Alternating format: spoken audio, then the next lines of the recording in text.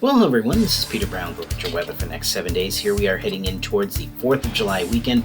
I know it's hard to believe that we are that far into summer, and we do know that the next big holiday after the 4th is Labor Day. Now, that's about 2 months away from us right now, so we're not even going to be thinking about fall right now.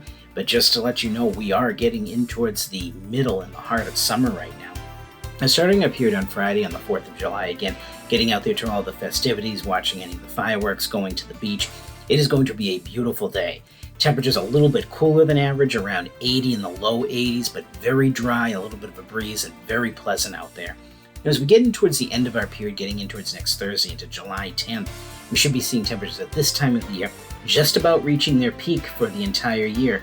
We should be seeing average highs in the mid 80s, and we're going to be right around there, if maybe a couple of degrees cooler than that. Looks like we're going to have another dry spell starting up as we get towards the end of next work week. And of course, as we start heading further and further into the summer, our length of day is going to get shorter. Now, we're not going to really notice the earlier sunsets and the later sunrises until we get to about the last week of this month and first week of August. That's when we start to really know the shortening of days is coming.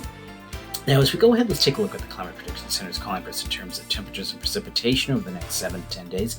Looking at our temperature map, looks like they're calling for us to have above average temperatures, a chance of that at least. Looks like we're going to be seeing that at least for the first part of our period, especially going into towards the start of next work week.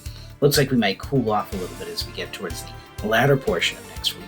And look at our precipitation chances. They are calling for us to have above average precipitation, looks like across most of the country. And seeing that a little bit, but I think it's going to be mostly in the form of scattered rain showers and thunderstorms, nothing organized, none of those pesky low pressure centers that we saw around here in the springtime.